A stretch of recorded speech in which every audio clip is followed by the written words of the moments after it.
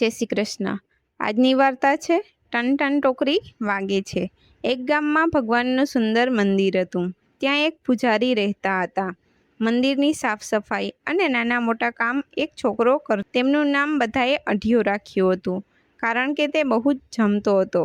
અઢિયો બહુ ખાવાનો શોખીન હતો, પણ સાથે સાથે ખૂબ જ સેવાભાવી પણ હતો। સવારથી રાત સુધી મંદિરની સેવા કરતો, ગુરુજીને ખૂબ માનતો અને તેમની દરેક વાત માનતો। એક દિવસ ગુરુજીએ વિચાર્યું કે અઢિયા ભગવાનનો ભક્ત તો છે, પણ ક્યારેય ઉપવાસ કે વ્રત કરતો નથી, તેથી તેનું કલ્યાણ કેવી રીતે થશે? એવામાં પુરુષોત્તમ માસ આવ્યો। ગુરુજીએ અઢિયાને કહ્યું, બેટા, આ મહિનો ખૂબ પવિત્ર છે। તારે નદીમાં સ્નાન કરવાનું અને વ્રત કરવાનું, કથા વાર્તા સાંભળવાની। અઢિયો તરત બોલ્યો, ગુરુજી, ભૂખ્યા તો મારાથી ન રહેવાય। ગુરુજીએ યુક્તિ કરી। તેમણે કહ્યું, સારું, તારે ભૂખ્યા નથી રહેવાનું, પરંતુ એક જ સમય ભોજન બનાવવાનું અને જમતા પહેલા ટોકરી વગાડી ભગવાનને બોલાવવાના। અઢિયો આશ્ચર્યમાં પડી ગયો। એ બોલ્યો, અરે, તમે તો સાચે આવી ગયા? ભગવાન હસ્યા અને બોલ્યા, તમે પ્રેમથી બોલાવ્યા અને અમે આવ્યા। બીજે દિવસે પણ એમ જ થયું। પ્રભુ આવ્યા, સાથે લક્ષ્મીજીને પણ આવ્યા। ત્રીજે દિવસે પણ અઢિયાનો ઉપવાસ થયો।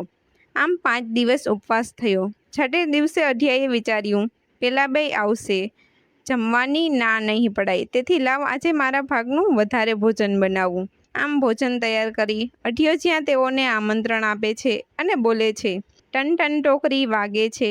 અઢિયો નિમંત્રણ આપે છે, પુરુષોત્તમ રાય પ્રસાદ લે છે, પછી થોડી વારે આંખો ખોલે, ત્યાં જુએ છે સામે 4 ભગવાન। અઢિયો કહે, આ બીજા 2 વળી કોણ છે? ભગવાન કહે, આ અમારા મહેમાન થઈને આવેલા, તે મહેમાનને મૂકીને કંઈ અવાય, તેથી એમને સાથે લેતા આવ્યા છીએ। અઢિયો વિચારે છે, આજે પણ ભૂખ્યું જ રહેવાનું। હા હા, બોલાવો, પારકે પૈસે દાન કરો, તમારે ભગવાન। ભગવાન ભોળા ભગતના ગુસ્સો છે, તે જાણી મલક મલક હસે છે, પછી જાય છે। આવું પાછું 7 દિવસ ચાલ્યું। અઢિયાએ વિચાર્યું, આજે તો દરરોજથી વધારે ભોજન બનાવવું, આજે તો ગમે તે થાય, પરંતુ ભૂખ્યા નથી જ રહેવાનું।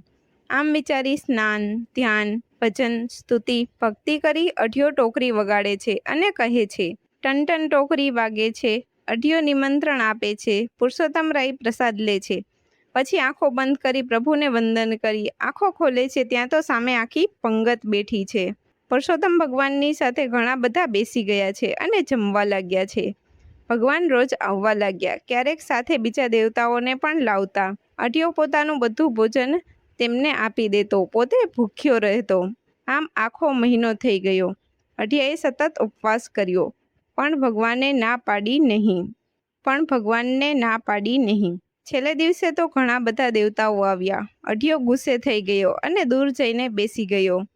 ત્યારે માતાજી અઢિયા પાસે પ્રસાદનો એક કોળિયો લઈને આવ્યા। તેમણે પ્રેમથી કહ્યું, બેટા, મોં ખોલ। માતાજીએ પ્રસાદ ખવડાવ્યો અને જીભને સ્પર્શ કર્યો। તુરંત જ અઢિયાને દિવ્ય અનુભવ થયો। એની અંદર ભક્તિનો પ્રકાશ ફેલાઈ ગયો। એ ભગવાનના ચરણમાં પડી ગયો અને રડવા લાગ્યો। ભગવાને કહ્યું, બેટા, માગ, તારે શું જોઈએ છે? અઢિયો બોલ્યો, પ્રભુ, મારા ગુરુદેવને પણ દર્શન આપો, એમના કારણે જ મને આપ મળ્યા છો। ભગવાને કૃપા કરી। અઢિયો દોડતો દોડતો મંદિરે ગયો અને ગુરુજીને નદી કિનારે લાવ્યો।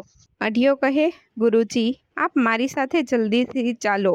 ગુરુ અને શિષ્ય નદી કિનારે આવ્યા। અઢિયો કહે, ગુરુદેવ, પ્રભુનો સાક્ષાત્કાર કરી લ્યો, પરંતુ ગુરુદેવને કંઈ દેખાયું નહીં, માત્ર નદી, ઝાડ દેખાયા। ગુરુ બોલ્યા, અઢિયા, ગુરુની મજાક કરે છે? અઢિયો સમજી ગયો અને કહેવા લાગ્યો, પુરુષોત્તમ રાય, ગુરુ પર કૃપા કરો। આટલું કહેતા જ ગુરુના નેત્ર ખુલી ગયા। સામે ભગવાન પુરુષોત્તમ રાય અને માતાજી દેખાયા। ગુરુદેવ ધન્ય થઈ ગયા। કાંઈ બોલી શકાયું નહીં। નેત્રમાંથી આંસુની ધાર વહેવા લાગી। સમાધિ લાગી ગઈ। પછી તો ભગવાને અઢિયાને એક દ્રષ્ટિ આપી, મલકાય છે અને વૈકુંઠમાં ગયા। આ તરફ ગુરુદેવના નેત્રો ખુલે છે। અઢિયા સિવાય ત્યાં કોઈ નથી। ગુરુદેવ દોડ્યા અને જ્યાં અઢિયાના ચરણ સ્પર્શ કરવા જાય છે, ત્યાં અઢિયો કહે, ના, તમે મારા ગુરુ છો। આપ પ્રતાપે જ મને ભગવાન મળ્યા છે। હે પુરુષોત્તમ રાય, જેવા અઢિયાને ફળ્યા, દર્શન આપ્યા, ગુરુદેવનો ઉદ્ધાર કર્યો, તેવા સૌ કોઈ ઉપર કરુણા કરજો. બોલો પુરુષોત્તમ ભગવાનની જય. આવી જ કથાઓ, વાર્તાઓ અને હકારાત્મક વાતો સાંભળવા માટે અમારી સર્વ ગુડ વાઇબ્સ ઓફિશિયલ ચેનલને લાઇક કરો, સબસ્ક્રાઇબ કરો અને શેર કરો.